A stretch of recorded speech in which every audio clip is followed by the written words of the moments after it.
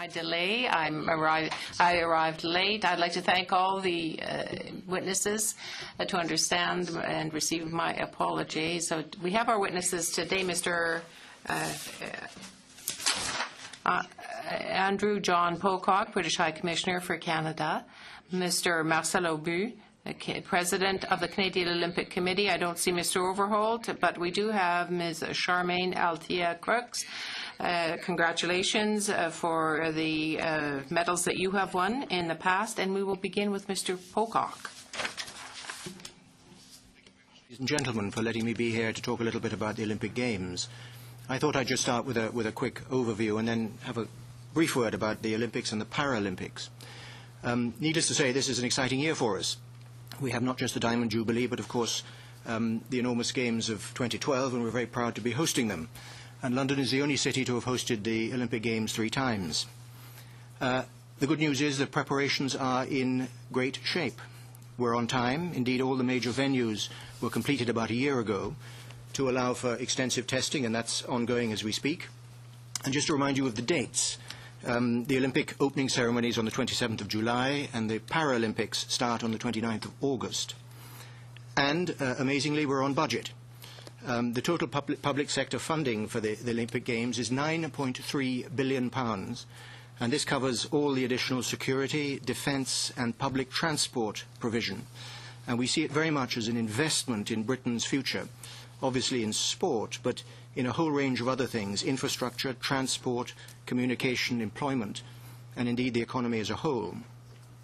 Olympic Park, and I hope some of you will get a chance to see it in the flesh, is a showcase for British design and construction and environmental concern.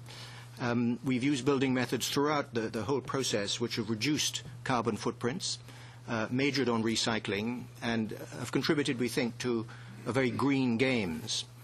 And no presentation would be complete without a few random statistics. Here they are. We're expecting a global audience of about 4 billion. It's a fair percentage of the planet.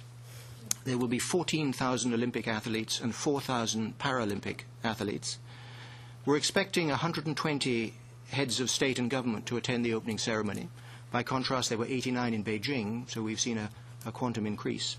25,000 journalists will beam this to you blow by blow, and we're expecting about 330,000 extra visitors in the UK over the period of the Games.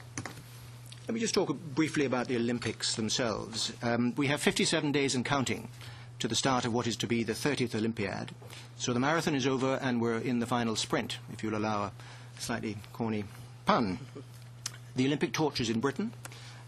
It's being run around the entire country, including the island of Ireland, and it'll pass within about an hour of 95% of the whole population. Olympic Park itself is one of the jewels of the whole process. It has transformed a site in East London that was derelict, the consequence of war, neglect and industrial pollution, and it's turned it into the largest urban park in Europe. It's got a whole new ecology of wildlife and woodlands and wetlands and waterways, and it's intended to be not just a powerful environmental statement, but a powerful environmental legacy. And if we have a theme for these Games, I mean, obviously sport is at its centre, but if there is a broader theme, it is legacy, and legacy in the terms of sustainability. It's in the DNA of the project. The whole place was designed to be not only light on footprint. The Olympic Stadium, for what it's worth, is the lightest ever built, a mere 10,000 tons of steel by comparison to some real behemoths in the past. But it's not intended to be just architecturally stunning. It's intended for future use. And it's been a key consideration. What we don't want in London are white elephants. And 6 of the 8 major Olympic venues are already contracted for use beyond 2012. And, for example, the Olympic Stadium itself, after the Games, will become first a Premiership football ground, and then it will be the host of the World Athletic Championships in 2017. So there's a vision, ladies and gentlemen, for the park for the next 20 years. We want it to be a new place to work, live and play in. It will have beautiful open spaces, it will have iconic architecture, and more important than that, it will have links to the rest of London, Britain and, of course, Europe. Because the Games are about more than just either sport or indeed London. It's about the revitalisation in part of the 5 poorest boroughs of East London, and we've seen substantial corporate investment already taking place. There is a new area of East London called Tech City, which is a fast-growing cluster of small digital startup companies, which is extending into the East End. We have a green enterprise district, which is attracting sustainable technology startups. We have already the largest shopping centre in Europe, very close to the Games, 10,000 permanent jobs and 1 million shoppers in the first week. So there must be a recession somewhere, but I'm not quite sure it's in East London at the moment. Central to all this is transport infrastructure. We have turned what was the least well-connected part of London into one of the best. Light railway, underground, bus transport, a whole range of other things. So that is all virtually ready to go. And let me just talk briefly about what will be the 14th Paralympiad. And we're determined to make this the most accessible Games ever. Indeed, London 2012 is the first Games in which both the planning and the organisation of Olympics and Paralympics have been fully integrated. And disability access is incorporated into everything, all the venues, all the open spaces, and all the public transport. And why, you ask? Well, there are 3 reasons. Firstly, because the Paralympic movement started in London.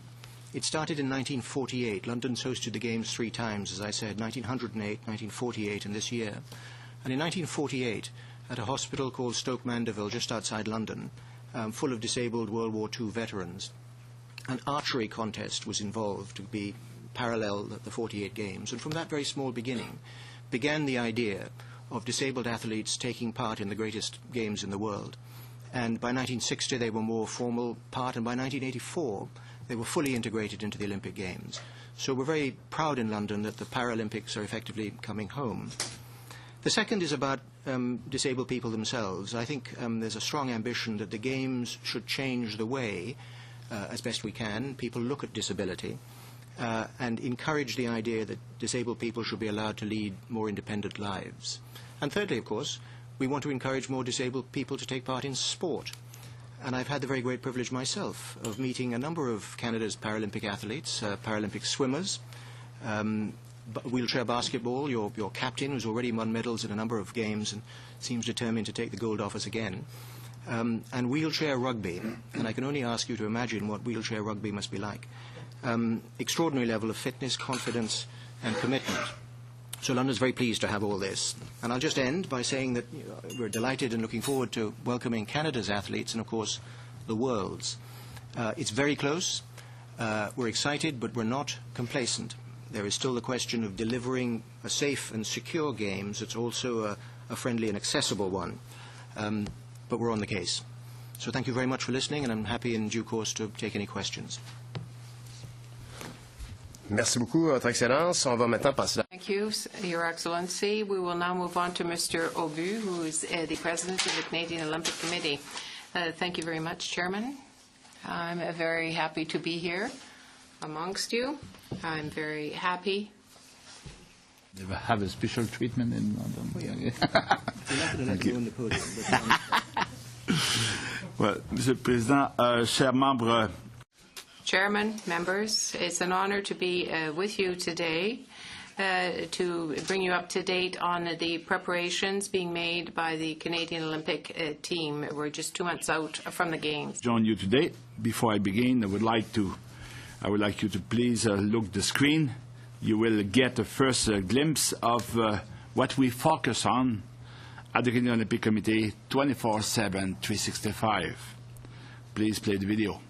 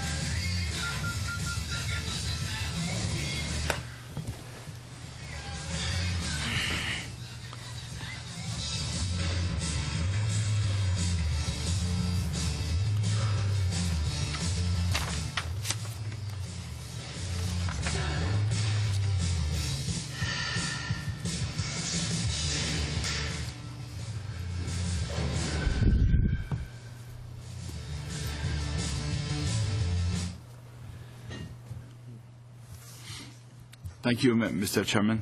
I am very pleased to be here also with a member of the board of the Canadian Olympic Committee, Sherman Crook, former Olympian, and the CEO of the Canadian Olympic Committee, Christopher Overall, who was my right, for some of you, your left. The video you just saw highlights the relentless pursuit of excellence by our Canadian Olympians. Honourable members, the Canadian Olympic Committee is respected in the worldwide sport community, and it is the case, for its professionalism and best-class programs. And you may be surprised to hear the following information that really people each time I say that, they just have tough time to believe it, that the Canadian Olympic Committee that we represent is the largest private sector funder to high-performance sport in Canada. Ce qu'il ne faut pas confondre avec le rôle. Which is not to say that you should confuse that with the role of the Government of Canada, which is the most important contributor to sport in the country, but with respect to high-performance sport and private sector, it's our committee. To success today, tomorrow, and in the future. Absolutely critical. In the most recent budget, the upper government reiterated that support, even with a very, very tough budget. On behalf of the athletes and coaches of this country, as well as all national sport federation, we thank the Prime Minister, Minister Fannant, Minister of Sport, for this confidence. Having said that, our athletes will continue to demonstrate that continued support. That continued support is really, I said crucial before, I use it now essential, if we are going to prepare the next generation of Olympians. The approach of the Canadian Olympic Committee in terms of preparing for the Olympic Games runs from Formula One, which is going to be taking place in Montreal in a week's time, to amateur sport. You know, the Team Canada for the Olympic Games. Like our athletes, our coaches are leaving nothing to chance in terms of preparation, and we're doing the same on the Olympic Committee. We're not leaving anything to chance in our efforts to supply the tools that the coaches and athletes need to bring medals home. Expectation for the Games, the goal of the Canadian Olympic team is to finish among the top 12 countries in the total medal account. A top 12 in 2012 was our slogan. This is a bold, ambitious goal, and it will not be easy to achieve. But, as you all know, excellence never is. We anticipate sending a team of more than 250 athletes and 90 coaches to compete in London in 2 months. At the Canadian Olympic Committee, we work to ensure Canadian athletes have the optimal condition to perform at their best during Games time. Our strongest expertise in this area has come from listening to athletes and coaches themselves. That's where we build our programs and we improve them, by listening. We learned that they found Olympic competition very different from any other competition environment. Why it's so different? It's the media attention, for instance. I'll give you just a few examples. They just become, in 24 hours, the rock stars. You know, absolutely. And a lot of them are not prepared for that. That's why we prepare them for that. Stress. Not stress to the competition as much as having all the friends, all the parents around, and everybody around, and they want ticket, they want accreditation, they want all kinds of, and they stress for their family. I think they have enough stress, you know, and we should find a way not to add any, and that's our job. Accreditation is another example. It's so limited, especially in London. I don't know what they did with accreditation, but they limit us so much, you know, and because the whole world, you know, is going to meet there. It was through analyzing those performances that we could deliver our strongest Olympic preparation series to date. That's the best we never did as far as preparation. Notre préparation inclut Our preparation includes a broad range of events to familiarize and prepare the athletes and the whole mission team with the very special, incomparable environment that is the Olympic Games. That includes seminars for the family and friends of the athletes with respect to their expectations. Not too high, but just high enough. You want to be able to succeed. And the role of the environment in the games. All of this is intended to take the pressure off the athletes, or to apply pressure so they're in the sweet spot at the right time. This is another way of ensuring that our Canadian Olympic family will be able to support our athletes in London all of the time. Are attempting to be the best in class as far as this preparation. I'm going to give you a few examples of what we are going to do and face over there, which show you how much we want to create the optimal preparation for those athletes. Our first planning trip to London took place in May 2007 for these games. May 2007, more than 5 years before the games themselves. Our team is responsible for planning all logistical details and approximately 600 people, and for approximately 20 days, July 16 to August 12. And when I talk about 20 days, it's day and night. The COC is absolutely responsible for any of those people every minute of the 20 days. And we are the only one responsible. We cannot say we do that share and this one is going to do that part and things like that. We are the only one. That's us. We are responsible at every second for 20 days of that 600 people team. To give you an idea of the scope of our operation, a few weeks ago, we sent our cargo shipment with clothing, equipment, and Canadian snacks to London. That shipping filled 10 40-foot sea containers. Our outfitting station in Langdon Park School in London, close to the Olympic Village, will be the uniform headquarters, just uniforms. Athletes and mission team will be fully outfitted with official Hudson's Bay Company, our partner, Olympic team clothing, made in Canada. Athletes made in Canada. Again, to give you an idea of the scope, over 5 days periods, the outfitting team of 10 people, held by a few volunteers, will pre-pack one by one over 600 team bags for all our different athletes and mission teams members. In each bag, qu'est-ce qu'il y a là-dedans? Will be 29 pieces of clothing, 13 sponsor and partner gift. Our athletes will be house primary in the Olympic Village, of course, but as well as in a few satellite locations like Olympic Park, Dorney, Weymouth. In the village itself, the COC will specifically provide many different services on site.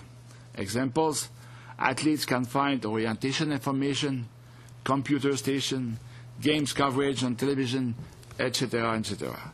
Ils y trouveront aussi des suppléments. They will also have supplements, nutritious snacks, and drinks as well. We have a team that's there that will help them through the program. We want everything to go well, so it's going to be like home sweet home. You have 2 minutes left, sir. Oh, discipline, discipline. We'll have a health science clinic with the best experts there to help our athletes, and we will also have a wellness center. Focus also on, then they could focus on performance. On technology, that's the top of the top. We have a performance technology center to analyze any performances for the next one, and we got a very, very big and very, very quality gym. North Mission team will be hosted by in the performance center located in the large new student residence near the Olympic Village. Almost identical as far as the facilities and the athletes. The balance of the team is going to have the same thing. In addition of the athletes, coaches, teams, and leaders and technical support staff, it's the core, but it's lots more people. You know, that's a big team. Cette équipe est composée de médecins, thérapeutes, l'équipe des opérateurs. This team will be made up of doctors, physiotherapists, operations people, organizations people, communications people, and the RCMP. Talking about security, we are looking out to that as well. The security staff is specifically responsible for protecting our athletes. By the host group, LOCOG, and they have all our confidence. LOCOG is like VANOC we had in Vancouver, and they really are equipped for securities. We also have our own robust emergency management plan in place in the event that situation occurs, and communication will be at the top. We are going to be able to communicate among ourselves with lots of facilities, and we are going to be the best ever about communicating with all Canadians at any moment. And then we have, as you know, we are doing now the announcement of every team going. We are going to do synchro. We just did diving, and we do that close every day. And that's put our athletes at the top of the visibility, like we want to do at the Canadian Olympic Committee as a priority. We want those athletes being treated as well as any professional athletes. They deserve it, representing so well our country. On the ground, our communication team will work from the main press center and the Canada Olympic House in order to keep Canadians fully informed as the game unfolds. C'est certain qu'avec Of course, with operations this broad in scope, we've just given you a foretaste of what you will be seeing when we win. To win. We just want to win. We want this country to be so proud about having this team over there representing all Canadians. Now I would like to have a last video just before I close. Thank you for your time. Go ahead.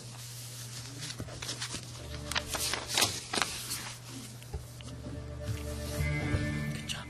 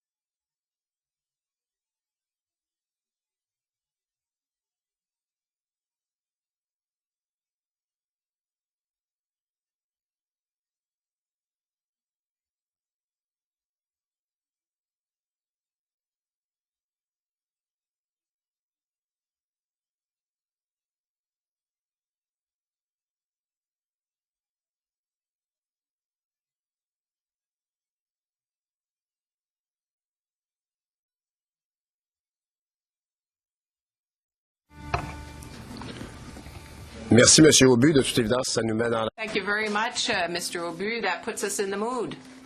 And we can see how well supported our athletes are. And I do have to say that you are extremely well organized. Thank you very much. We have our next witness. It's the real McCoy, who has participated 5 times in the Canadian Olympics. I give you Charmaine Crooks. Your Excellency, what a pleasure to be here with you all today and have the opportunity to share with you the journey of the Canadian athlete as they move towards London 2012. As we heard, We heard that there will be about 14,000 athletes present, and every single one of them represents the passion and the perseverance that it takes to be a champion, both on the field of play and off. I'm also honored here today to be part of the many past Olympians from Canada, over 4,000 who have competed for Canada, the alumni, and as we help to support the Canadian Olympic Committee and all the partners in sport to help that new generation of athletes bound for London Summer Games and beyond. You heard from President Obu speaking of the support of the team. And that support, indeed, is second to none by standards of the other national Olympic committees. And having had a chance to compete on the Canadian team for over 20 years, I retired about 15 years ago now, and I can tell you our National Olympic Committee is doing an excellent job in terms of preparing today's generation of Olympians. From the Excellence Series, from the familiarization trips, from the new partnerships, and from the technical innovation that many of our partners are on board, we are doing the right thing for our athletes from coast to coast. And we're also doing the right thing by including Olympians in the planning process as well. And as you know, we will be led into London by our chef de mission, Mark Tewksbury.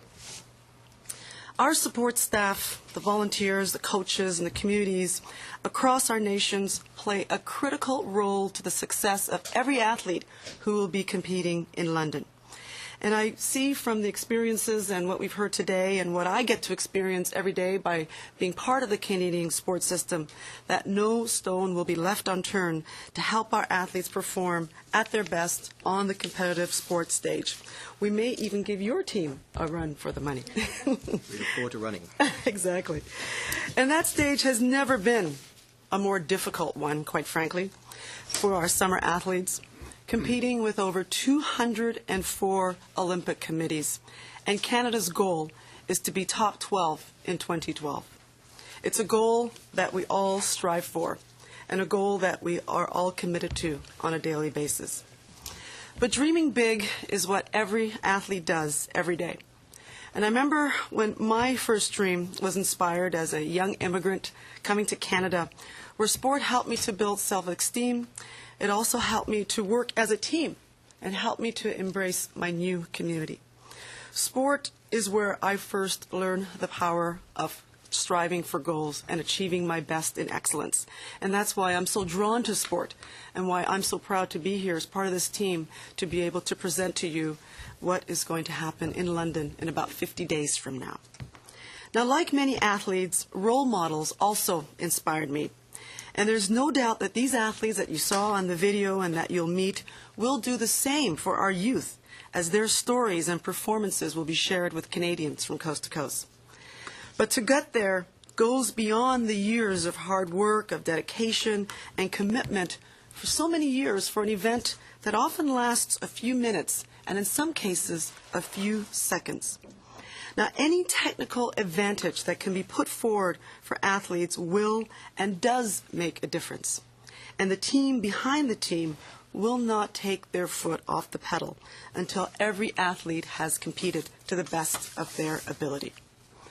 That is the main focus, preparing the athletes, and that is how it should be. And whether these athletes go into London, no matter how they go in, they will be surrounded by a supportive, inclusive atmosphere of fellow Canadians. Now, through their experiences, Canadians will be connected to those Olympic values that they represent, of fair play, of excellence, and of fun. It's the excitement from those Vancouver 2010 Olympic and Paralympic Winter Games that still resonates in the minds of Canadians. And I know that you all recall hearing the national anthem 14 times, a record 14 gold medals on home turf. And that continues to inspire all of us today, and it motivates and buoys our team as we head into London. It was also a launching pad, those games in our country, to build a more sustainable sport culture which engages communities, builds legacies, builds capacities, and builds champions beyond sport. This sport culture has many facets, and you heard about some of them already. But we know that a vital part of that team are the national sport federations who work tirelessly, many volunteers as well, with athletes every day. The network of training centers across Canada, which allows our athletes to have a venue to be able to train and perform in. And of course, we could not do it without our families behind us and also the world-class coaches equally dedicated to high performance. And these athletes are doing it on a world scale. They're doing it under tremendous pressure, but they're doing it with a steely focus and drive to win that is inherent in the campaign, Give Your Everything. And if their experience was anything like mine a very long time ago, when a lot of these resources were not as available as they are today, and they do need more, I know that they are able and capable of handling that pressure because all of Canada is behind them when the world has their eyes on them. And finally, I'd like to thank you all again for the support that all of you have given to Canadian athletes.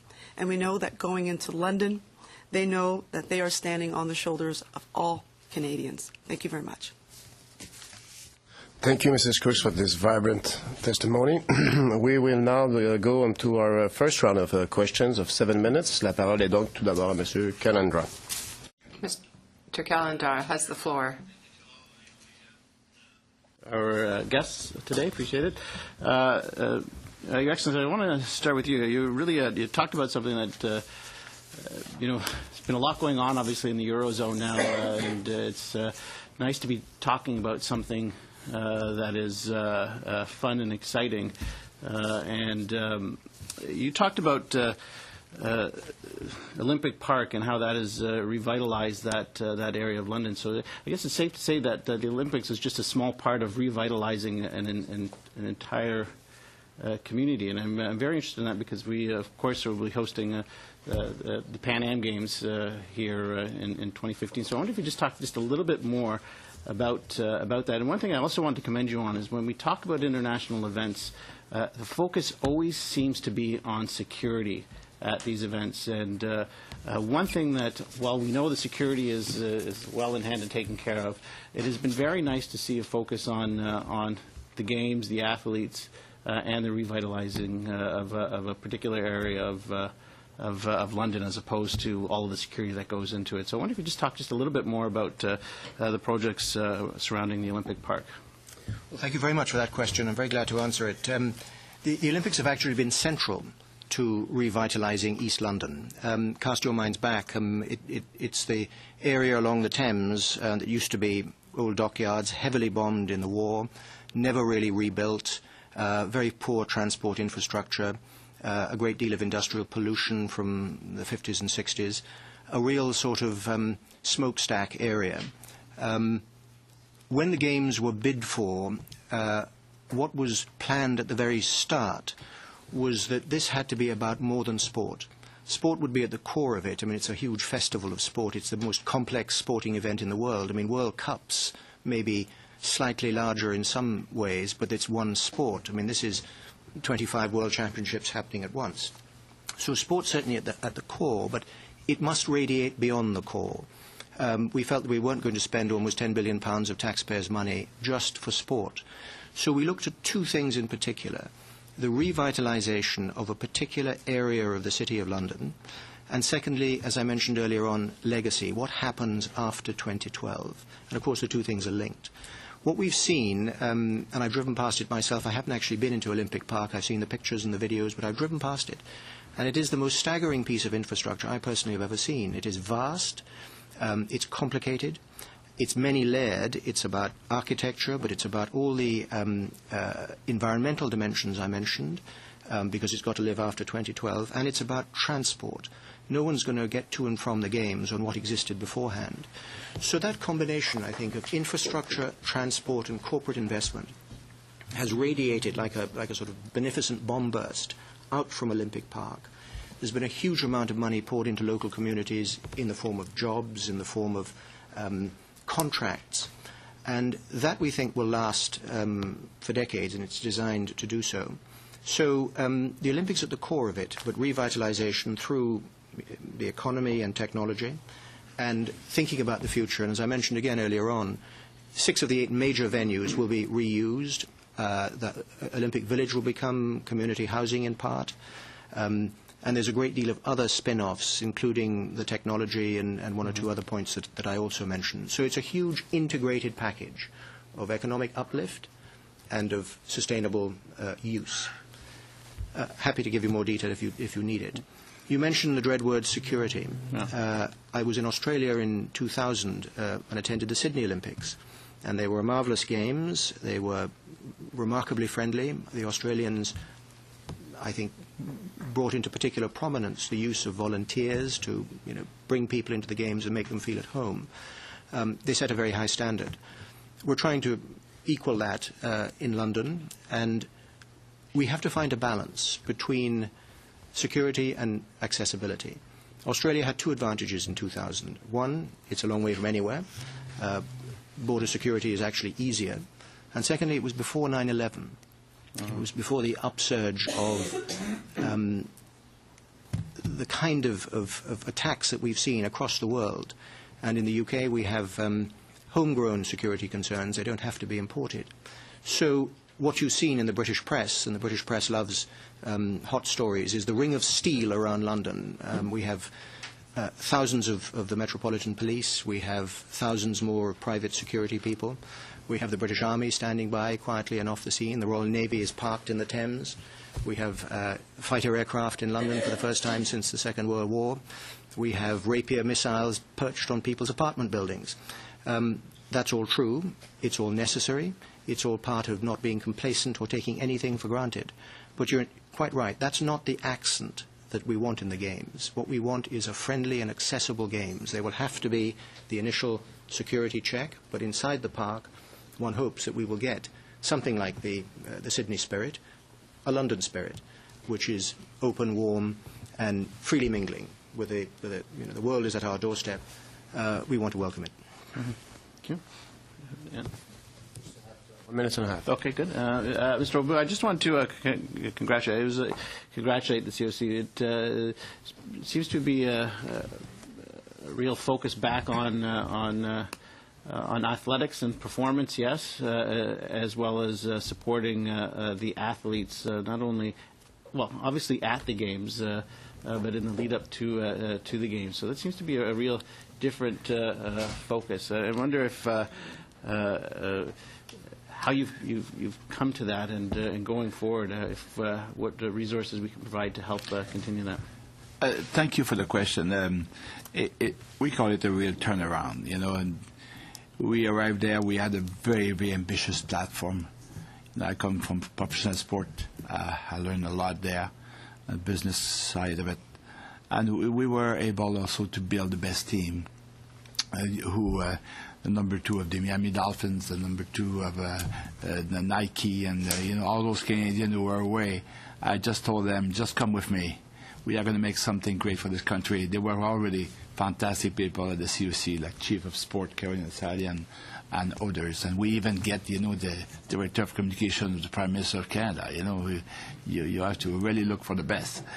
And to build a team, which is going to be a team of making a transition and making the whole Canadian Olympic Committee what it should be.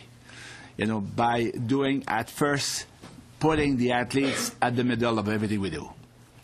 And what influenced me a lot at one point was, there is a parade for a Stanley Cup winner, there's parade for this, the Grey Cup. But what about the parade for the athletes? What about, and they do a lot more. I have, very quickly, a hidden life, when I was owning the Nordics as far as the amateur athletes. I was helping them, in very great secrecy. If you talk to Sylvie Bernier, to Caroline Brunet, and to Pierre Harvey, and they already tell you Marcel did something for me.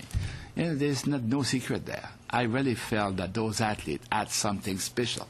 I'm not saying mine were not good, but mine was playing as a team, and they're also making millions of dollars, and those ones were not making any dollars, and playing usually individually.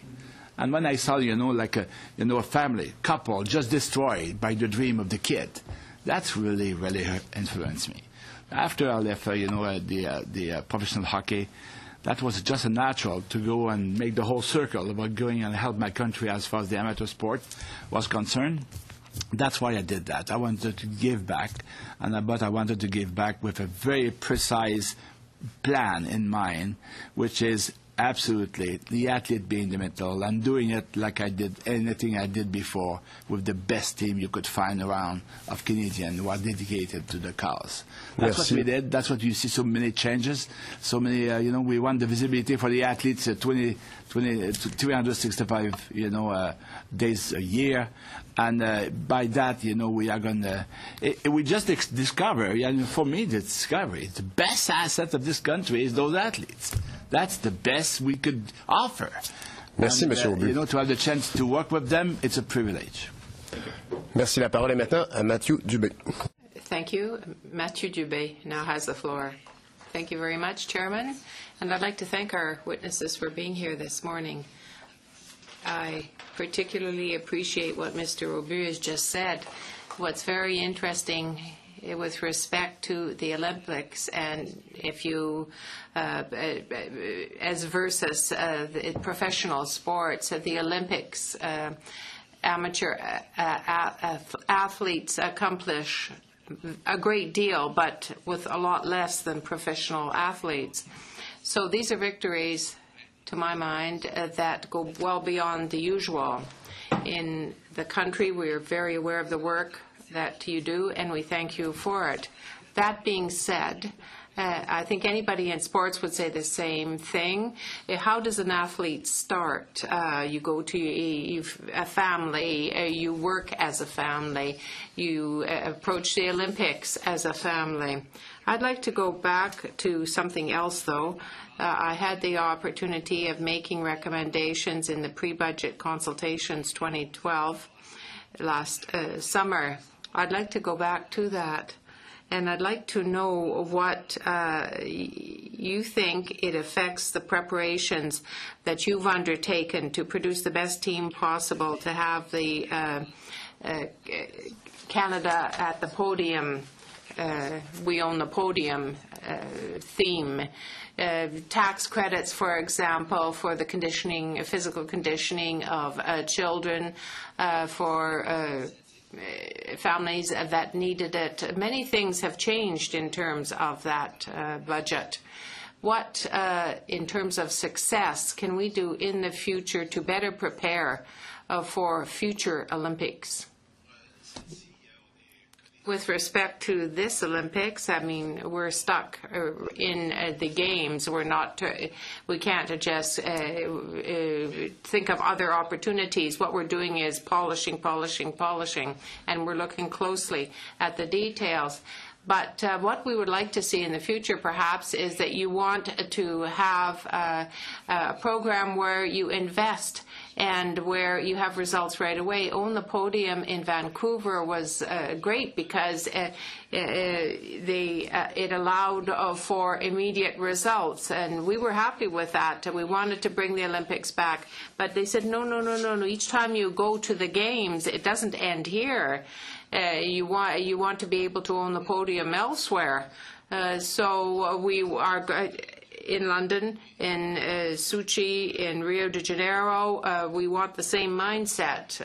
Own the Podium program was saved, therefore, and it has been extended, and the financial support that was available for Vancouver was made available for the Summer Games as well. But there is much to be done. We were happy to see that there were no cuts in the budget, but nonetheless, there's constant work with the athletes because things cost more all the time. Technology is increasing. If you want to go on to the next stage, you have to work harder, stronger. And so for the Olympics, you have to look at what you need to remain number one. So there are many solutions. We've got about 50 solutions in our pocket that we could give you, but you have to work step by step and take it one step at a time. If you ask the federal government to do something, perhaps it can do more, but he and I work together to reach agreements with Bell Canada, Suncor, and other corporations that exceed anything that's been seen in the past in terms of private contributions. Air Canada, for example. But what you want is to have that continue. You don't want them to invest and then drop to zero because the Olympics are over and they're not going to continue contributing. What we want is a constant contribution. We want record contributions, and what we want is to have the funds that we need to be able to do ever better. The tax credit was very good for children. Any help for amateur sport also is very necessary because we want to be able to support operations of that nature. Well, thank you very much for the specificity of your answer. And when you talk about the role of the private sector in this area, perhaps it's the comparison that can be made with respect to communications, new technologies that are having an effect internationally, worldwide. We can see that it creates all types of changes everywhere. In that light, I can take an example. In 1980, there was the Miracle of Life, which dealt with young amateur sports persons who met a major challenge. How can you reconcile, how can I express this? I don't want to use the word, but the marketing side, the corporate imaging of what is happening here, of sports, the Olympic spirit, how it's changed with respect to the Greeks in the past. I think you've got a paradox here. When you just talk about programs, you can start off with the best will in the world, but if you don't have the funding, it's going to fall apart. So you can't just talk about the commercial aspect of the sport. You've got to talk about the discipline. You've got to talk about the limpid purity of the sports training. But one doesn't take away from the other, I would say. Don't be afraid of that. I'd like to come back to another point. Maybe it's a minor point, but nonetheless, I think it's important when you talk about the support that's offered to families, athletes' families. I think of the young woman who lost her mother when she was participating in the Winter Olympics, when she was skating, and the support that was offered to her as a family, an Olympic family. She was able to succeed as an athlete. You spoke about the family that supports the Olympic athletes. Perhaps you could elaborate on that. Well, for Joanie, we had psychologists there. We had experts of all kinds to support her, to surround her, to allow her to continue on with her competition. And thanks in large part to that person here and the team that made her understand that life continues, life goes on. And perhaps it was the best thing for her in the context. She was able to skate for gold and win gold. That's a fine example you've given us. Thank you, Mr. Aubu. Madame Lise Saint-Denis has the floor now. I have a question for His Excellency, the Ambassador. You're talking about the Olympic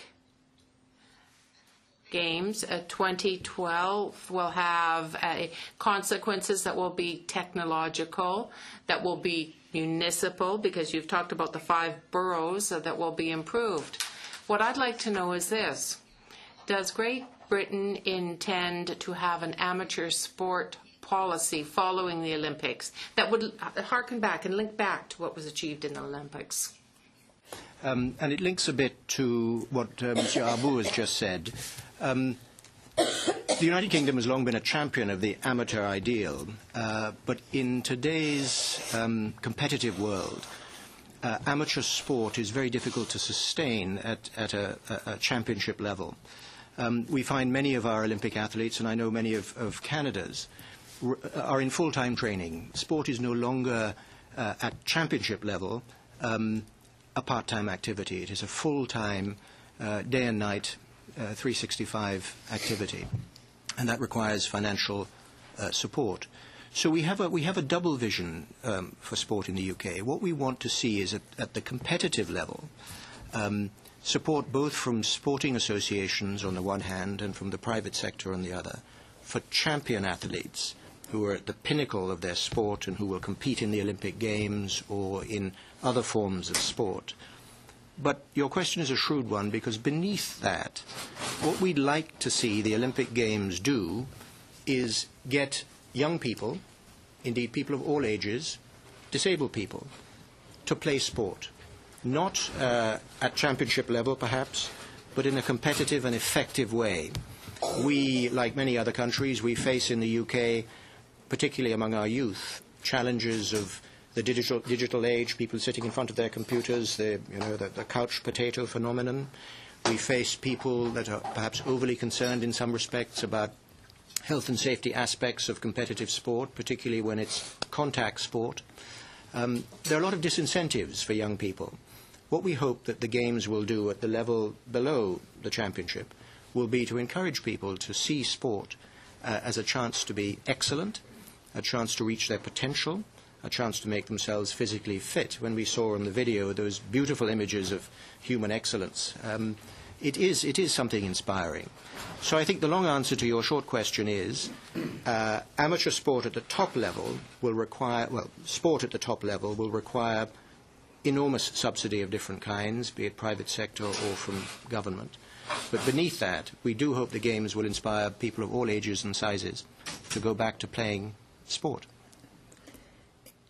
Et Monsieur Aubu, la question... And Monsieur Aubu, I address the same question to you. The Quebec Games, the Jeux de Québec, begin in Shawinigan on the same day as the Olympics begin. Is there some sort of support that is going to be provided for the Quebec Games? Yes, well, we are part of a group of sub-204 countries. They all have Olympic committees. And we are a subsidiary, if you like, of the Olympic entity. We are the boss of Canada, if you like. We represent the interests of Canada. The high-performance athlete is our priority to a very large extent. But our role, when we talk about our role with respect to the Olympics, is even broader than that. Our role is to work with youth. Our role is to provide role models that will be created through the Olympics. They will help young people in terms of drugs, in the sense of not taking drugs, in the sense of not drinking, in the sense of healthy living. For many Canadians, sports is a large part of the solution. We want to win medals, but we want to also be the leaders in our country in terms of the sports system. But we want to be the agent of change for the better in our country. And through the Quebec Games, the Jeux de Québec, we will have a possibility of associating, of bringing people up to the next level and getting them at the podium, the Olympic podium. Ms. Cook, in terms of vision, is there sometimes an issue with raising the awareness of countries in terms of having women participate in sports? Are there discriminatory policies that exist in other countries? And is it possible, in your opinion, to change those discriminatory policies in terms of women's participation in sports? But if there is a problem, we'd want to be able to provide solutions. that here in Canada we have an excellent organization, the Canadian Association for the Advancement of Women in Sport, which we work very closely with in order to further the leadership role of women in sport. And also when it comes to the participation of women in sport, we're probably internationally at about 50-50. I was a member of the International Olympic Committee at a time when there were only 10 women of about 140 members. Now there will be 20% is the new quota, which we believe will be reached during the Olympics this year when new members are put on board. But certainly the area of women's participation in sport has increased. There is still a huge gap in terms of leadership in sport at the very high levels. And I certainly welcome new and innovative ways to address that. There are a lot of great athletes or women from the business sector who are now coming more involved in women in sport. But we also have a chance to showcase the leadership of women in sport by hosting events. And we have events in Canada. We have the Women's World Cup coming in 2015, as well as a way to showcase women in sport to get other young girls in that sport particularly, but as well our athletes, if they perform well, and they can also inspire new generations of women in sport. But clearly the area of leadership is one that we do need to continue to address, and I work with many organizations trying to do that. Thank you. Thank you, Mrs. Crooks. La parole est maintenant à Monsieur Scott Armstrong. Mr. Scott Armstrong. Here today, Charmaine, thank you particularly for being here. It's great to have an Olympic silver medalist in our presence, and I wish you'd brought your medal with you today. I'm going to start with you because I have some questions. You said in your statement that our support is second to none in Canada for high performance athletes. I don't think this is always the case. In fact, I think when you were participating for Canada, there was great struggles in amateur sport trying to find the time, the support, and really the expertise and coaching, because we didn't have the financial support backing our athletes. Can you explain some of the differences that athletes are enjoying today compared to when you were participating for Canada? Well, there are several. When you look at the technology, I think that's a big area. But having hosted a Games in our country was a real catalyst for the injection of more funding into sport. That really helped. Whenever we have a chance to host a Games or different events, that really helps immensely. Back when we were competing, 15 years ago, we had the carding system, which still remains strong, and that's an excellent part. But we also have new partners, and the Canadian Olympic Committee, which is working even closer with sponsors to be able to leverage the support for athletes, be that in its marketing strategy or other kinds of direct support to athletes. And we also have the Canadian Olympic Foundation, which is also going to be strong in terms of support for athletes. But there's a lot of other organizations out there that are doing excellent work in terms of identifying ways to support athletes, whether it's a specific need or a more general need. But that is very strong, and I think Chris may be able to answer more of that in terms of what is happening internally in the COC.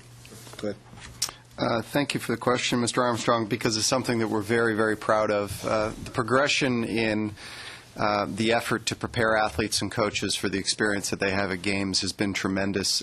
Going back to just after Athens, the Canadian Olympic Committee at the time, under Carol's leadership, took a great effort to understand what had just transpired in the Athens Games, and with a strategy towards starting to improve the process around the journey for the athlete and coach in preparation for the Olympic experience, which, as defined by the athlete and coach community, was so very different from any other experience that they'd had prior. A multi-sport Games, the distraction, as Marcel has mentioned earlier, of family, of media, all the many things that represents.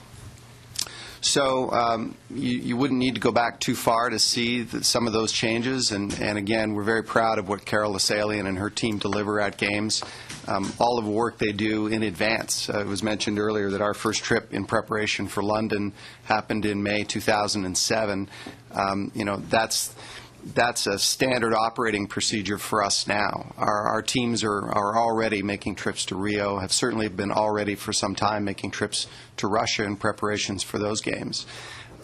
the work that they do directly with the families, the work that they do directly with the athletes. There's a whole series of seminars that take place over a number of years leading up to a games to prepare the athletes and to start those conversations and to answer those questions for them. Media training, the work that goes into preparing their families' understandings of what they'll experience. So it's a very, very strong point of difference for the Canadian Olympic Committee today. It's world-leading, I would tell you, something that, again, we're very proud of and expect to continue to grow as we go forward. Great, thank you. And there's another side of this, and I was a school principal in my previous life. And, the athletes that we're supporting federally, particularly the carded athletes, go to our schools, and they talk to our children, and they do this regularly. And they provide inspiration, and they provide a great message. And the message isn't win at all costs, or it's more strive to be your best in whatever you would want to do, whether it's in the arts, whether it's in athletics, whether it's academics.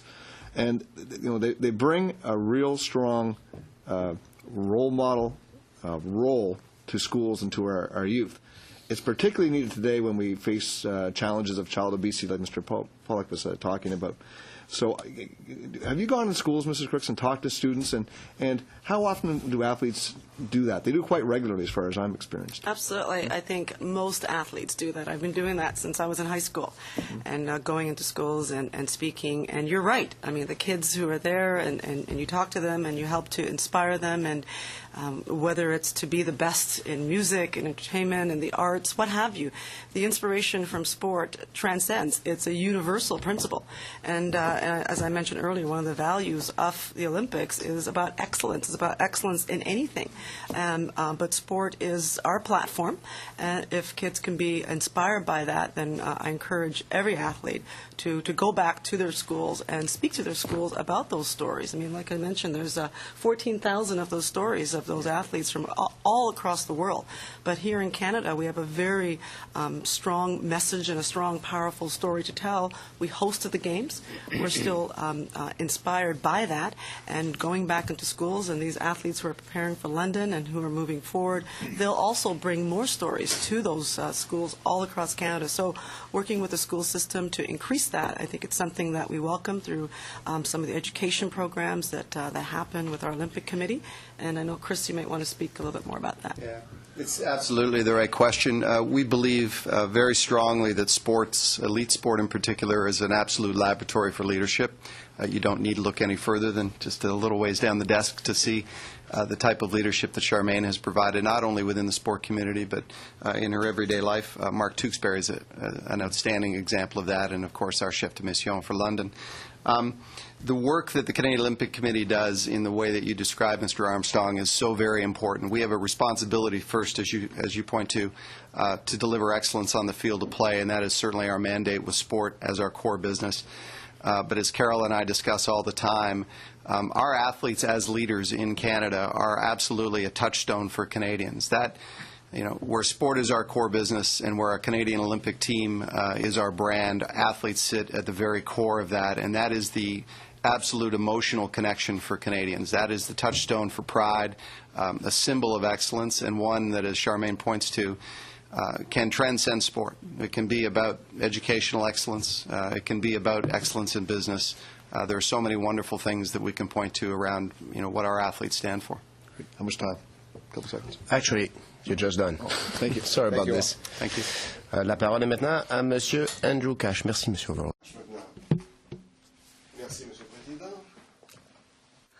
It's an honor for us to listen to you, Madame Crooks, and to have Your Excellency here. And it's going to take great discipline for me not to just want to talk about the Nordiques and Forsberg and Sundin. And being from Toronto, I want to tell you, we were Nordiques fans. And you're going to come back. Don't worry about it. What's that?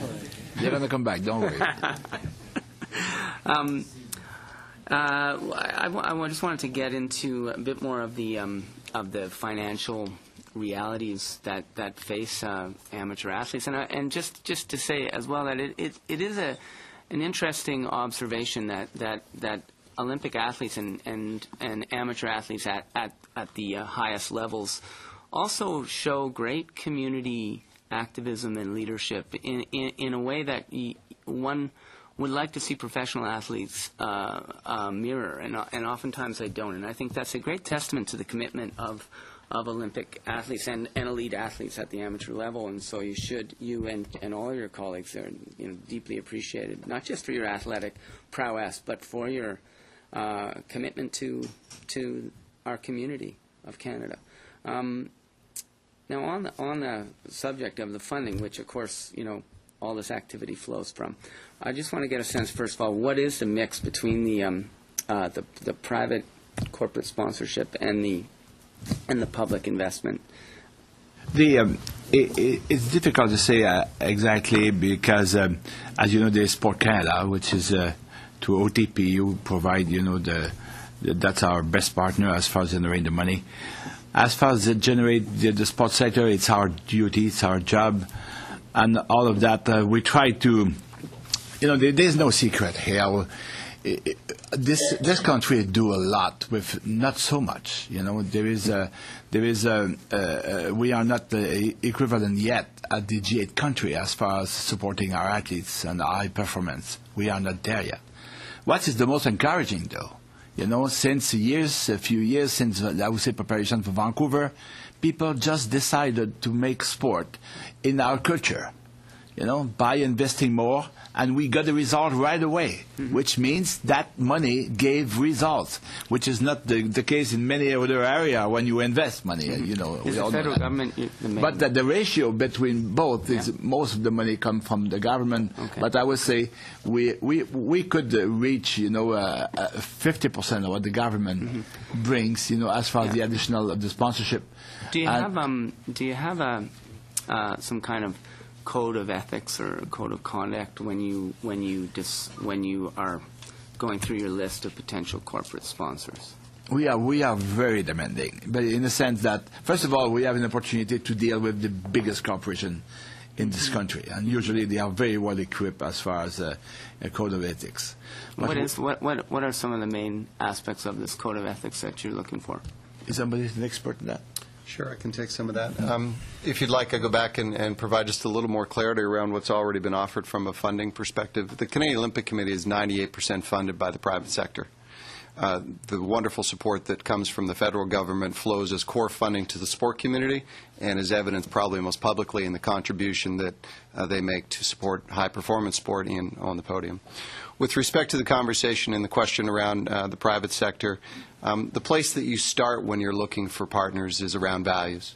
Right? That's probably the early place to look for resonance in terms of what your message is. As the Canadian Olympic team, the Canadian Olympic movement stands for a certain measure of values, of course. And so it's been our effort in the time that this team's been together to align ourselves with partners that share the values, that see strength and opportunity and have resonance with the values that we represent. And again, this was a plan that was started long before any of us came together. If you go back to the 7 or so years before Vancouver, many of those partners that were attached to the VANOC effort are renewed with us and committed to staying with us for the future. So values are where that conversation starts, and then you look for identifiable opportunities where the two brands together can have the opportunity for change, whether it be to drive bottom-line profitability for their partners or certainly for the country. So I'm curious, and because we know that yesterday I think that the CLC called for the Olympic Committee to sever its relationship with Rio Tinto in regards to the medals which they've been, I think, contracted to produce. What's the position? May I ask for a very short answer, please, Mr. Holby? Yeah, well, our position is not to get involved in any union relation problem. That's not our job. Our job is to be associated with the best, and Rio Tinto, everybody's going to acknowledge it's an incredible good names in the world. But they were mixed up here vis-à-vis the fact they were building the medals for London, and they have a union problem locally. I don't think we should get involved in any of those regular relation who could be up and down, in life. But our job is to win those medals, whatever who made them. And Rio Tinto is, for us, it's a name that we are proud to be partnered with. Thank you. Merci beaucoup, Monsieur Aubu. Merci, Monsieur Cash. La parole est maintenant. Thank you, Mr. Aubu, Mr. Cash, Mr. Gill. Thank you, Mr. Chair. I also want to thank our witnesses for being here with us and also for the wonderful presentations. I also want to congratulate Ms. Crooks for your achievements in your life. Incredible. I have a question for you. If you can maybe share with us as to what's the best way Canadians can support their athletes in these games from the athlete's perspective and also from the perspective of the committee. Thank you very much, Mr. Gill, for that question. Well, I think, first of all, tuning in to watch these performances on our official networks, who are the supporters of the games, of course. And also, if athletes live in their community, if there are ways to be part of some of the celebrations, whether they're going to the games or as they come back, I think that's also a way.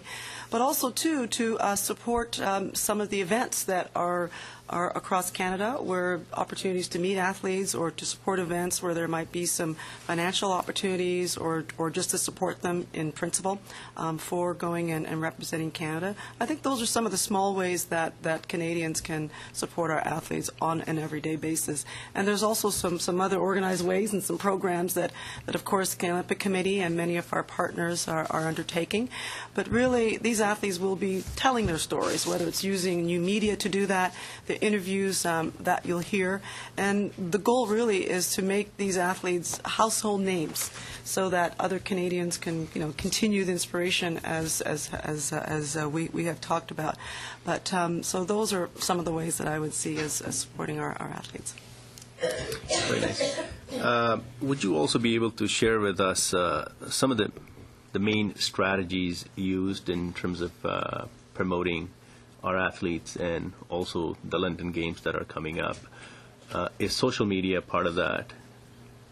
I just joined Twitter about a few months ago, so of course it is. It's a huge way of supporting that. But the International Olympic Committee also has guidelines as to how athletes can use social media. I know Chris and the team are working with communicating with the athletes on how to actually use social media in the context so there aren't breaches to some of our supporters. So, Chris, you might want to take that a little further. Sure. So the question was, what are we doing to promote our athletes, I gather, and their run-up to London, and certainly you've seen evidence of it today. The initial video that we shared with you was part of our core to our brand campaign.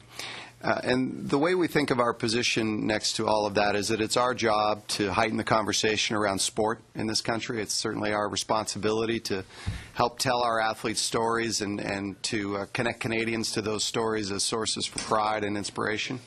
And we do that in a number of ways, and we do it with a number of partners. So some of the things that have already been mentioned, whether it be through social mediums, Twitter, Facebook, certainly our website, have all received renewed attention in the time that our leadership team's been together. We work with important partners who help us get the message out, like our brand campaign.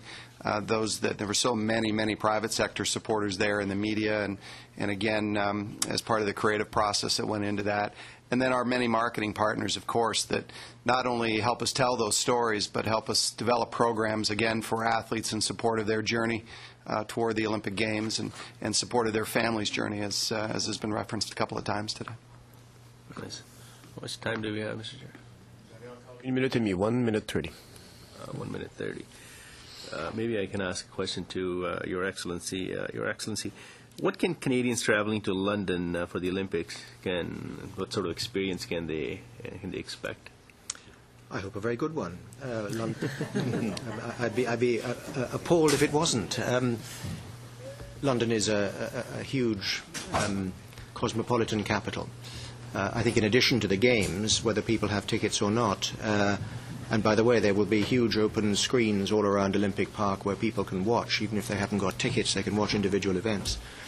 But the whole country is at their feet. The United Kingdom is a splendid mix in a small area of incredibly diverse populations and history. So I would hope that they would have, first of all, the glorious and well-renowned British summer, which is completely reliable, as you know. It never rains in the summer in the UK. But I hope a very positive experience. I mean, just to say, give you a sense of what the country is feeling at the moment. We have two big events, as you know. One we share with Canada, the Diamond Jubilee, and the weekend is coming up is part of that. There's a festive atmosphere in the UK, which might be a little counterintuitive given the economic difficulties that Britain faces and indeed that Europe faces. But nonetheless, there's a sense that the Diamond Jubilee is an extraordinary and unique occasion.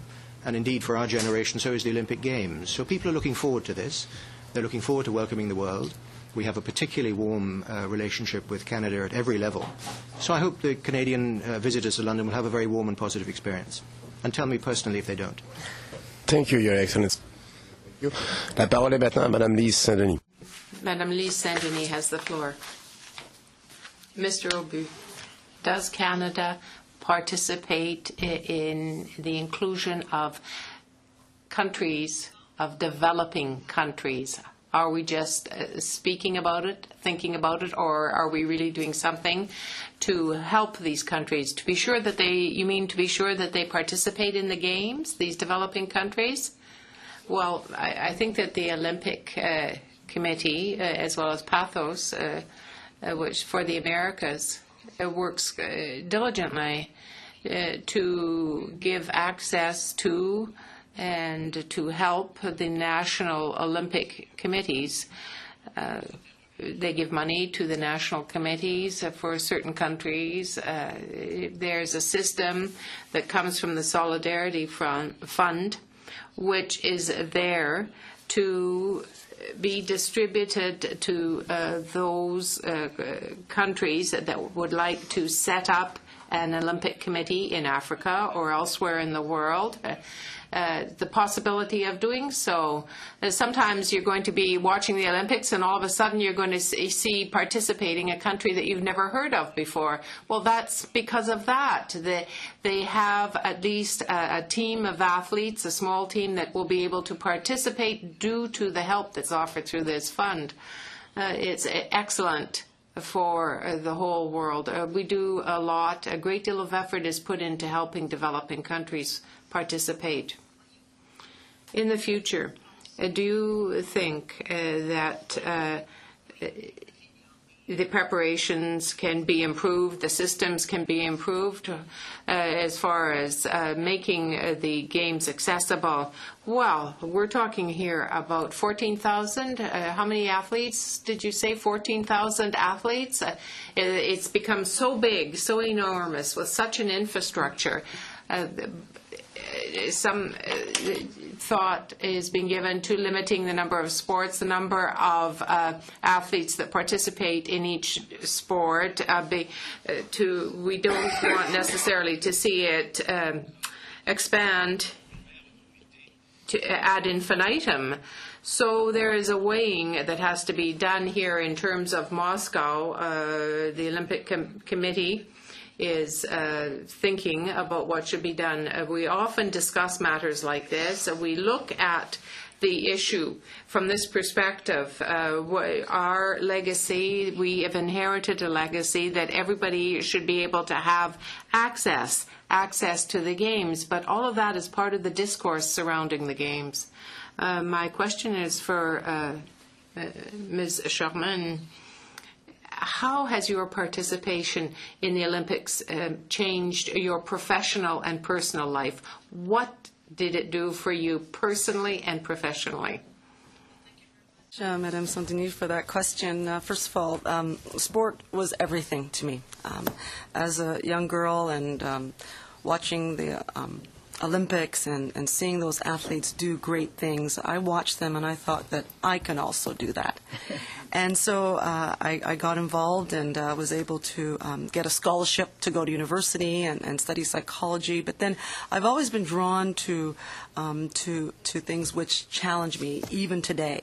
And I think that's a universal quality that a lot of athletes who have been involved in sport do. I mean, the same life lessons you learn from sport about setting goals and motivating yourself and planning and working with a team, those are the same kinds of things that we we all carry in our professional lives. So sport has taught me those great valuable lessons. And we talked about athletes as leaders in many ways throughout the sports system, because those same qualities are there, whether you're leading a championship team or leading a business or being on a board of directors. All those qualities that are in sport are universal, and I think a lot of us can relate to it, and that's one of the qualities that the President was referring to, that universality of sport.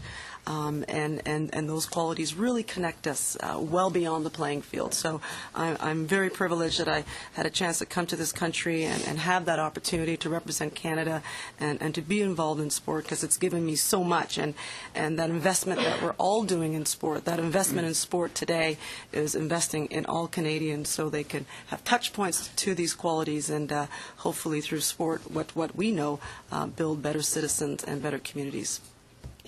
Thank you very much, Mrs. Crooks. Very touching. I will go pass the parole to Mr. Paul Canandrot.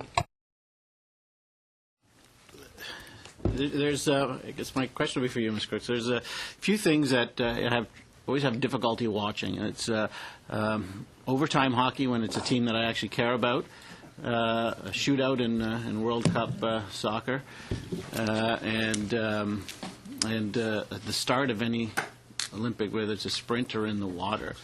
And sorry, since I have you here, I'm just going to ask you a selfish question, because I always watch this, but I have to turn my head away from the TV at the start. Do you remember what goes through your head at the start of? What are you thinking about when just before that is the gun is about to go off and a race is about to start? Are you thinking about anything at all, or? Well, every athlete approaches their sport differently, Yeah. and that starting line, and it's one that for 20 years for Canada I went through. But that starts in practice. You practice for many, many years, and you simulate those circumstances. But on the day, anything can happen, whether it's factors such as the weather or nerves or what have you. But you really prepare yourself in practice for those kinds of situations. For me, I remember in one of the games, it was in Korea in 1988, and being in the stadium with 80,000 people. And it feels as if there's just a humming just going around you. But you're so focused on your performance that you don't really think about that. But you're focused because, A, you're prepared, and B, you know that you had a good team to help you get there, just like what we're doing for our athletes as you're bringing them towards London. You're trying to manage those natural distractions that are around with all the, everyone pulling at you in so many different directions. But when you're on the day, you just try to relax. You try to remember what your coach told you. You try to remember what you have to do at each point of your performance, and then you just let it happen, and it does. And I think for a lot of these athletes who are going to be competing in less than 50 days from now, again, everyone goes through it a different way, but that whole notion of focus and relaxation and just having rehearsed your performance hundreds and thousands of times, I think that's a quality which most of us do go through. Yeah. Always, at every Olympics, there's always some story that comes out of it that has maybe less to do with the brilliant performance of an athlete. I think it was in Sydney, and I might be wrong. There was a swimmer, I think, and he was from Africa, and it took him a very, very long time to actually finish. I think he was the only athlete from his country, which became just as much a story of how important the games are. And I think, Mr. Obu, you touched on it as well. And I guess maybe we've learned this from the Olympics. I remember when the torch was coming through my hometown of Stouffville. It was coming through at about 7:30 in the morning, and it was minus 35 outside. So I thought I would be the only person actually going to greet the torch at that time. But at 6:30 in the morning, we were supposed to gather up. The town was completely full. All the students were out. All the businesses were out. It was unbelievable. There's nothing that really unifies a country as does participation in sports. And it's not always just winning. It is how well they do, and then you really get to see how well they train. So I wonder on two aspects: A, continuing that support, but how are we doing on developing coaches so that our athletes can actually perform at their highest level? First of all, as far as what it does to the country, we had Vancouver. Vancouver was a huge success. it was the first time, during my life at least, that I saw a project, a society project, where there was no difference between men, women, French, English, black, white, nothing. All the Canadians became just 100% behind that project. And there is not many of them. You cannot sense that often, unfortunately, but sport does at that. And it's very rare. Why sometimes there is a hiatus in the war, because of Olympic time? Because sport is a good reason just to have peace. Same thing to rally all the Canadians behind one project. And it's really unique. As far as the coaches, you know what? We are not doing enough for those people. I'm telling you, we are just waking up about those people. And there is a woman here, the chief of sport, who, since I am involved, and since he joined the board also, she's repeating to us, hey, athletes, center of the action, perfect. But coaches, right beside. And all the time, you know what? We're just starting to learn the lesson. We are just having some program now to reward coaches, to acknowledge the effort, to acknowledge what they do. They give their life to sport. And there's no athletes without them. And, we are already at the top of it. And you are going to hear news coming after London about the very specific plan we have for them. You want to add anything? Actually, if it's possible, I'm sorry to intervene. I hope we get back to this, parce que c'est très touchant, vous êtes très convaincus, mais malheureusement, le temps est... It's very touching, it's very convincing, but time is passing. Ms. Sissa Bison, oh, this isn't very nice, is it? It's not very good. As soon as I start, To Your Excellency. You mentioned that the London 2012 Games is bigger than just the Games, and it's about the importance of a legacy and rebuilding of communities that may have been neglected or underinvested over the times. You touched on the importance of transit and the importance of transit in that legacy building. In Toronto, we're excited about the Pan Am Games that are to come. Smaller than the Olympics, but still it's important for us. So what advice can you give us? What can the City of Toronto or Canada learn from the London experience to have an important legacy of that building community with the Pan Am Games? Thank you very much for the question. And I'm sure, actually, Toronto is probably talking to London about this. One of the things we found in the run-up to our own games was talking to Vancouver, talking to Canada. Even though it was a Winter Games and a slightly smaller event, there were a great many lessons we could learn. And we had everyone from athletes and coaches to organisers and security people in Vancouver. So I'm sure Toronto is doing the same, and there'll be a spirit of cooperation. I'm not an expert on this, but I think that what any city needs now to do, because it's a huge commitment of capital and of time, is to think what they want not just from the Games, but what they want after it. There's no point focusing on a single event, vast though it is, or even two events in the case of the Games with the Olympics and the Paralympics. That's 6 weeks of competition, but it took us 6 years to get there. And what we're doing is looking 20 years ahead. So it seemed to us logical to design the Games to be sustainable in the broadest sense. To look, first of all, they're physically in a community.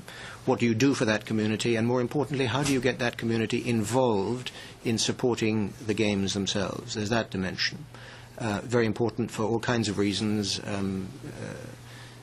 Buy-in is essential, and you won't succeed without it. The second thing is the infrastructure.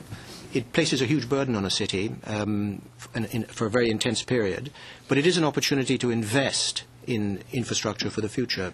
Communications and transport are the two big things that we looked at. The third thing is the environmental dimension.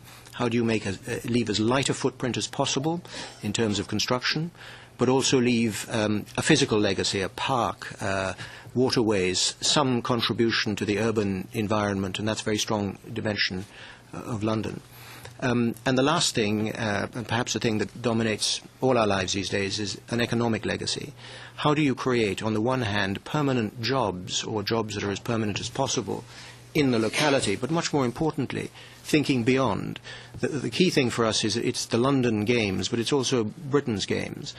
And right across the country, there are efforts at cultural and legacy projects, from art and architecture to drama and music. Indeed, there's a parallel cultural festival taking part at the same time. So the only advice is think multidimensional, and that'll work. Yeah, I may add something. You wanted to. I also have a question for Madame Crooks afterwards, so thank you. Go ahead, Mr. To add that, very well said, Excellency.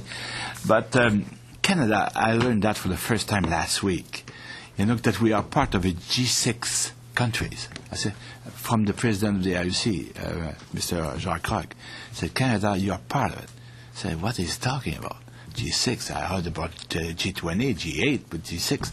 He said, yes, you are one of the countries who have successfully delivered 3 Olympic Games in the world, and there's only 6. And here we are. We have lots of experience. It's always good to learn from others, and the latest event, of course. But we have an incredible experience. And you're going to see, you should be proud about the Pan Am. You're right about it. It's going to be very close of the Olympic level. And then Toronto would be a perfect fit for future summer games. And this country is very well respected about knowing how to do those things. Yeah, for sure. Thank you. Madame Crooks, I'm inspired by your story. So for other children who may be inspired by the games, how can we help, or how are we helping them access sport, especially those who face socioeconomic barriers or cultural barriers, traditional cultural barriers to access sport? What are we doing, or what can we be doing? Well, may I ask for a very short answer, please? Very short. As I said before, investing in sport is investing in all Canadians, especially our youth. So I think collectively we need to do as much as we can to break down those barriers to access, whether it's to facilities, to programs. There's a lot of excellent programs across the country that are working to give access to sport for kids. And obviously with the Canadian Olympic Committee, you heard earlier, through the education programs in schools, we're also trying to do that. But anything that helps to break down those barriers so kids can go and just play and have fun and learn about sport is something which I'll certainly support. So much, Madam Crooks. We are back to Mr. Scott Armstrong. I'm actually going to pick up on that because you didn't get a lot of time to answer. But before I give you a shot, I'm going to preempt that by saying, it's not all about money to support students and young people involving themselves in sport. It really comes back to what we were talking before with coaching. If you have a motivated coach who really cares about the best interests of the children, it doesn't take a lot of money to put a good program together. I know I've done it. I've seen other people do it. One of the biggest differences we have in Canada compared to the United States is coaching in Canada is primarily an amateur activity. Coaching in school in the States, teachers who coach, usually they're paid some part of money, and it's not always huge money, to do it. But in Canada, it's primarily a volunteer activity. And those volunteer values that volunteers do bring to anything they do carry through that sport. So, it's not all about money, but maybe talk about what ways we can support coaches into starting these programs. For that, and I certainly share your thoughts about the importance of coaches. I know for me, my coaches meant so much to me, and they were all volunteers, particularly the ones I had in Canada. I went to school in the U.S. To train, and it was at that time it was a good opportunity for me. But I think that that the coaches, if the athletes are the heart of sport, then the coaches are the soul of sport, and they are part of that team, and we must do everything we can to support them. And I think Marcel, you spoke already about some of the programs which will be launched. I'm not sure if you want to add anything to that, Chris, but I certainly share your views about the importance of supporting our coaches. So, Chris, maybe you could expand because you were cut off earlier. Thank you. Well, first of all, as has been said now a number of times, coaches are core to our strategy for sport development in this country. Absolutely. Secondly, and I want to pick up on the point that's being made around volunteerism. You wouldn't need to go too deep into our sports system to see just how important volunteers are to the development of sport at all levels in this country. That's true for as much as it would be for the club as it is oftentimes ramping all the way up to high-performance sport. And that's something that we identified fairly early on as this group came together. There's a wonderful day that's celebrated by the International Olympic family that virtually nobody knows about, and it's called Olympic Day, and it's June 23rd. One of the efforts that we're undertaking, and you'll see evidence of it in the coming weeks, and we expect that this will be a growing program for us in the coming years, is to draw some attention to Olympic Day, but to do so with volunteers in mind. As a Canadian, I spent a little bit of time living in the United States in recent time, and one of the things that exists in that country is a call to volunteers to build a better country in that way. And as I've said already, we really believe that sport is a laboratory for leadership, and in that same way, we believe that volunteers can be authors of the development of those athletes to deliver that leadership to the country. Volunteerism as a nation, or as part of the lexicon of our nation, is not as prevalent as I think it can be, but it is very much prevalent in our sports system, and so I think there's an opportunity for leadership there that you'll see us point to a lot in the next little while. Right. One of the major challenges and barriers to try to provide an effective program, if you are a coach and you're in a low socioeconomic area, is equipment and facilities. And I know the federal government, when they sponsor big events like the Women's World Cup that's coming up, we're very involved in helping develop facilities, working with our provincial partners and our municipal partners. One of the areas I think we could improve on is in the area of providing the equipment. If you could provide the equipment, the uniforms, and that expertise, I think that's an area we should focus on. Would you agree with that? I would agree with any programs that provide more opportunity, principally for kids to be attached to sport and to get involved earlier in life. In the sport community and the family, we talk about not just high-performance sport. We talk about the continuum that is the development of athletes in the country, and it starts on the playground, right? It's often referred to as a playground to podium mentality in the development of an athlete, and that old adage that it takes a village is absolutely true in the development of a high-performance athlete in this country. So it starts at that level, and so we would be supportive of any programs that initiate to again, place kids in those places where they can sample sport, try sport, and see how it works for them. Because if you have a volunteer coach, you have a facility, and you have equipment, that keeps registration fees down. And keeping registration fees down makes that tax credit that's been put in place more effective, because it's not a huge tax credit. So I think if you had those components and all rolled into one program, I think there should be a push towards that direction. I think that would involve more young people in this country in healthy activity, and help us defray some of these healthcare costs that childhood obesity is going to lead in the future generations. I think it would be in a very effective direction for us to go. Merci, Monsieur Armstrong. Thank you. Thank you, Mr. Armstrong. Mr. Mathieu Dubé has the floor now. Thank you very much, Chairman. I'd just like to come back to Ms. Crooks. So you talked about the including of athletes in Olympic planning. From what you said, I thought you were indicating that this was something relatively new, that it was important to have athletes involved in planning. Mr. Armstrong's line of questioning was very interesting as well. It's not always the money, the sums of money that you put into something, but also it is the inclusion of the athletes and the volunteers. I'm going to give you the opportunity to elaborate on that. How do you see the inclusion of athletes in planning, improving training? Areas where athletes are involved. If you look at the international level, there is an IOC Athletes Commission, which the current member from Canada, IOC member, is Becky Scott. I was a member of that commission for 15 years. My term just ended on that. If you look at from the Canadian point of view, we have several athletes commissions in Canada. We have the Canadian Olympic Committee has a very robust athletes council. We also have a committee of Olympians Canada, which represents the 4,000 alumni Olympians, and we also have Athletes Can in Canada as well. And also a lot of the national sport federations also have athletes committees as well. If you look at VANOC, we had some athletes, we did have an athletes council that was related to that to give advice to the organizing committee, particularly around sport. The Pan American Games, they do have a very robust athlete advisory council as well. And our Canadian Olympic Committee, we have on our governance structure, we have athletes who are integrated into that, as well as representation from the alumni.